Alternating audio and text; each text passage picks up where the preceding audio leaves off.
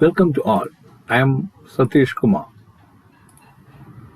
ബിടെക്കിനും ഡിപ്ലോമയ്ക്കും എല്ലാം DC machines എന്ന ചാപ്റ്ററിൽ നിന്ന് സ്ഥിരമായിട്ട് ചോദിക്കുന്ന ക്വസ്റ്റ്യൻസും അവയുടെ ആൻസറുമാണ് പാർട്ട് 6 ആണ് നമ്മളിന്ന് നോക്കുന്നത്. അപ്പോൾ നമുക്ക് നേരെ വീഡിയോയിലേക്ക് പോയാലോ.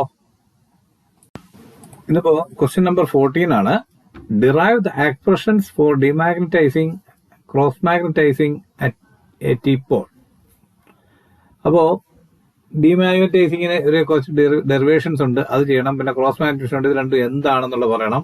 അപ്പോൾ ഇതൊക്കെയാണ് ജസ്റ്റ് നമുക്ക് ഇന്നിപ്പോൾ ചോദിച്ചിരിക്കുന്നത്. ഒരു സാധാരണ 10-15 മാർക്കിന് ചോദിക്കുന്ന ക്വസ്റ്റ്യൻ ആണിത്. ഓക്കെ, അപ്പോൾ നമുക്ക് നോക്കാം. അതിന്റെ ആൻസറിലേക്ക് പോകുന്നതിന് മുമ്പ് ആദ്യം അതിന്റെ ആ ഒരു ഡിമാഗ്നറ്റൈസിങ് എങ്ങനെ സംഭവിക്കുന്നു എന്നുള്ള ഒരു ചെറിയ ഇമേജ് വരച്ചു. അപ്പോൾ ഇതെല്ലാം നമ്മൾ വരച്ച് കാണിച്ചാൽ മാത്രമേ നമുക്ക് ഈ ഫുൾ മാർക്ക് അവിടെ സ്കോർ ചെയ്യാൻ പറ്റുള്ളൂ. ഓക്കെ, ഇതാണ് ഒരു നോർത്ത് പോള് സൗത്ത് പോള്, അതിനകത്തൊരു കണ്ടക്ടർ. ആ കണ്ടക്ടറിനെ ഈ ആർമേച്ചർ റൊട്ടേറ്റ് ചെയ്യുന്ന അനുസരിച്ച് ഇത് നമ്മൾ ആർമേച്ചർ കണ്ടക്ടറിനകത്തുണ്ടാകുന്ന ഫ്ലക്സ് മറ്റേ നോർത്തിനെ സൗത്തിനെ പോൾസിന്റെ മാഗ്നറ്റിക് ഫ്ലക്സിനെ ഒപ്പോസ് ചെയ്യുകയും അത് അപ്പോൾ ഒരു ആ എഫക്ട് നമുക്ക് അതിനെന്ത് ചെയ്യുന്നു, ഇതിനെ റെഡ്യൂസ് ചെയ്യുകയും ചെയ്യുന്നു. അപ്പൊ ഇതാണ് നമ്മുടെ ശരിക്കുമുള്ള ഇമേജ് എന്ന് പറയുന്നത്. ഈ ഇമേജ് നമ്മൾ കമ്പൽസറി ആയിട്ട് വരച്ച് കാണിച്ചിരിക്കണം. ഓക്കെ, അടുത്ത നമുക്ക് എന്താണെന്ന് നോക്കാം. Demagnetising means decrease the magnetising power. Decrease the magnetising power. And cross magnetic means the change of magnetic power. അപ്പൊ ഒരു ഡിമാഗ്നറ്റൈസ് ചെയ്ത് കഴിഞ്ഞാൽ അത് കുറയ്ക്കുക, അതായത് ഡിക്രീസ് ചെയ്യുക. ക്രോസ് എന്ന് പറഞ്ഞാൽ ഒന്നിൽ നിന്ന് മറ്റൊന്ന് ഡയറക്ഷനിലേക്ക് ഇതിനെ ചേഞ്ച് ചെയ്യുക എന്നുള്ളതാണ്. Okay, the opposition of armature flux on the main field flux is known as armature reaction. The armature reaction has two undesirable effects. The first is it reduces the main field flux, is called demagnetizing effect, and the second is it distorts the main field flux, is called cross magnetizing effect. Okay, അപ്പൊ നമ്മൾ ഇത് എടുത്തു പറയേണ്ട കാര്യമില്ല. Armature reaction എന്ന് പറയുന്നത് നമുക്ക് അറിയാം. ആ ആർമേച്ചർ കണ്ടക്ടർ ഉണ്ടാകുന്ന ഒരു ഫീൽഡ്, ഒരു കറണ്ട്, ഒരു മാഗ്നറ്റിക് ഫ്ലക്സ് നമ്മൾ എന്ത് ചെയ്യുന്നു, ഈ മെയിൻ ഫീൽഡ് ഫ്ലക്സിനെ ശരിക്കും അങ്ങ് എന്ത് ചെയ്യുന്നു, ഒപ്പോസ് ചെയ്യുന്നു. അതിനെയാണ് നമ്മൾ ആർമേച്ചർ റിയാക്ഷൻ എന്ന് പറയുന്നത്. അപ്പൊ ഈ ആർമേച്ചർ റിയാക്ഷന് രണ്ട് അൺഡിസൈറബിൾ ആയിട്ടുള്ള എഫക്റ്റുകളുണ്ട്. ഒന്നെന്ന് പറയുന്നത് ഫസ്റ്റ് ഇത് ഇങ്ങനെ റൊട്ടേറ്റ് ചെയ്ത് തുടങ്ങുമ്പോൾ എന്ത് ചെയ്യുന്നു, ഈ ഇത് റെഡ്യൂസ് ചെയ്ത് വരും.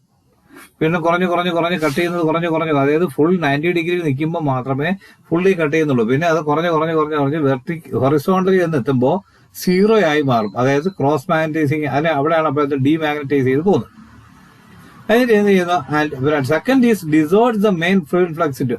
ഇത് കറങ്ങി ഓപ്പോസിറ്റ് ഡയറക്ഷൻ 180 ഡിഗ്രി റൊട്ടേറ്റ് ചെയ്ത് കഴിയുമ്പോൾ എന്ത് ചെയ്യുന്നു, മാഗ്നറ്റിക് ഫ്ലക്സ് വീണ്ടും തലതിരിഞ്ഞു വരുന്നു. അപ്പൊ അതിനെയാണ് ക്രോസ് മാഗ്നറ്റൈസിങ് എഫക്റ്റ് എന്ന് പറയുന്നത്. ഓക്കെ, ഇനി as EMF increases slowly the field fluxes also increases.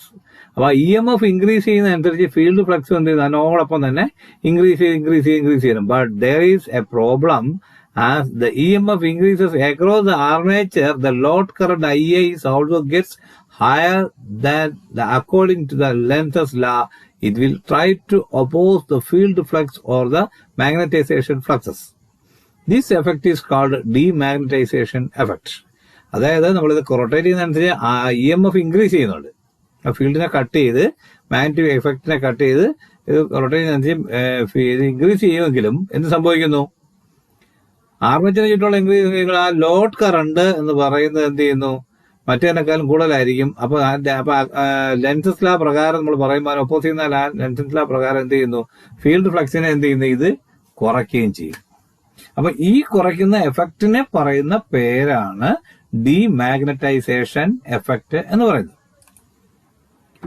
Cross magnetisation is the behaviour of machine magnetic material in which the main driving magnetomotive force MMF is not applied in the geometrically forward direction of the magnetic component, so that there is some magnetization of the component across the forward. അപ്പോ ഈ cross magnetisation എന്ന് പറയുന്നത് എന്താണ്, ഇതിങ്ങനെ കറങ്ങി വന്ന് ഞാൻ നേരത്തെ അത് ഒരുവിധം ഞാൻ ഉദ്ദേശിച്ചിട്ടുണ്ട്. EMF ഇൻഡ്യൂസ് ചെയ്ത് ഇങ്ങനെ ഈ IA കൂടി വന്നിട്ട് അപ്പോഴെന്ത് ചെയ്യുന്നു, EMFന് പോലുള്ള എന്താണ് MMF, അതായത് മാഗ്നറ്റോ മോട്ടീവ് ഫോഴ്സിലേക്ക് വന്ന് ഇത് കറങ്ങി വീണ്ടും വെർട്ടിക്കലി ഫുൾ എത്തുന്ന സമയത്ത് ഇതിന്റെ ഡയറക്ഷൻ ചേഞ്ച് ചെയ്യും, geometrically forward. അപ്പോൾ direction of the magnetic component there is some magnetisation component across the power. ആ സമയത്ത് വളരെ കുറച്ചൊരു മാഗ്നറ്റൈസേഷൻ കമ്പോണന്റ് ഇതിന് അക്രോസ് ആയിട്ട് വരത്തുള്ളൂ. അപ്പൊ ഇതിനെയാണ് എന്തെന്ന് പറയുന്നത്, ക്രോസ് മാഗ്നറ്റൈസേഷൻ എഫക്ട്. ഇനി ഈ ഡീമാഗ്നറ്റൈസിംഗ് നമ്മൾ ഡെറിവേഷൻ ചോദിച്ചിട്ടുണ്ടായിരുന്നു. അപ്പൊ അത് എങ്ങനെയാണ് നമുക്ക് എക്സ്പ്ലെയിൻ ചെയ്യാം. Demagnetisation ampere turns per pole എന്ന് പറയുന്നത് ATD/P ആണ്.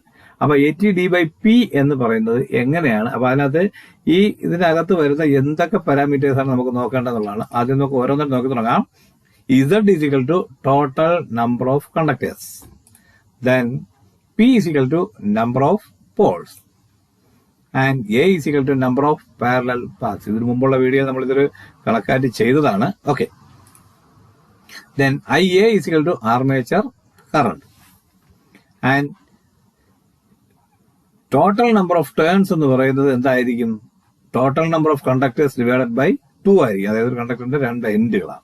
ഓക്കെ, ഇനി ടോട്ടൽ ആംബിയർ ടേൺസ് എന്ന് പറയുന്നത് Z/2 ഇൻറ്റു, അതായത് total number of turns into IA by number of parallel paths. അപ്പൊ armature current by number of parallel paths എന്നുള്ളതായിരിക്കും. അങ്ങനെയാണെങ്കിൽ total ampere turns per pole അപ്പൊ എന്തായി മാറും, total ampere turns per pole ആണെങ്കിലോ എന്ത് ചെയ്യുന്നു, ഈ പോളിന്റെ നേരെ ക്രോസ് ആയിട്ടേക്ക് ഇരിക്കുന്നത്. അപ്പൊ എന്താ അവിടെ എഴുതേണ്ടത്, Z/2 into IA/A into 1/P.